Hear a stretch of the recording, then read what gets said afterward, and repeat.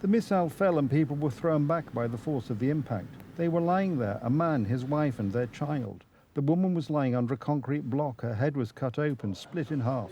She was under that block. We couldn't lift it.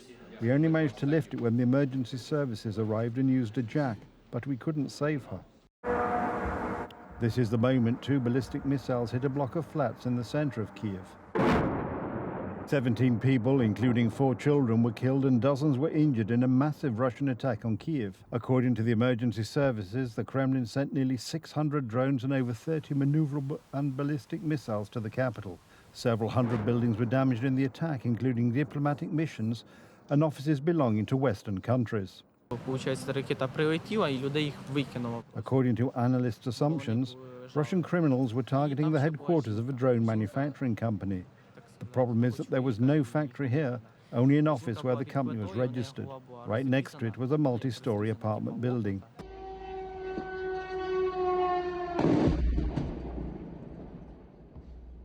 Russian bandits have no scruples.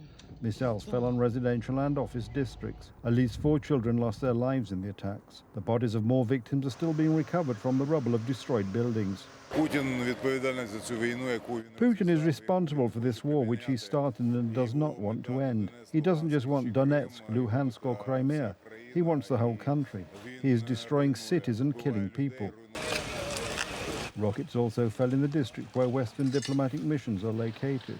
The offices of EU agencies and the British diplomatic mission were damaged. This again is a clear signal that Putin, whilst of course we try to do everything to support President Trump to bring this war to an end, that in the meantime he is willing to continue doing this, continue hitting out at innocent civilians in Ukraine. In response to the attack, London has summoned the Russian ambassador for an explanation. In turn, Berlin is calling for another package of sanctions. We all agree that pressure on Russia must be increased. President Trump has made significant diplomatic efforts, which have not yet been accepted by the Russian president. I therefore assume that the United States of America will seriously consider further sanctions, and I can only say on behalf of Europe that we are very determined to continue our clear policy in this regard. The Americans are acting on 2 fronts. On the one hand, they are trying to bring about a meeting between Zelensky and Putin, and on the other, they are preparing a response in case the Kremlin withdraws from the talks. US-Ukrainian consultations on Russia's demands are to take place in New York later this week.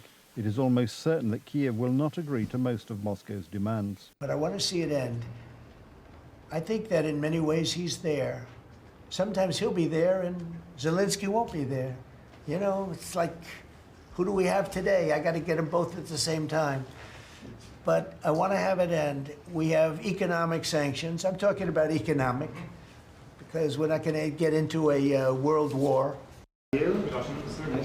After the summit in Washington, Trump clearly indicated that the Kremlin's decision will now determine the White House's next steps. It seems that either Moscow did not find the warnings credible enough or is ready for confrontation. This message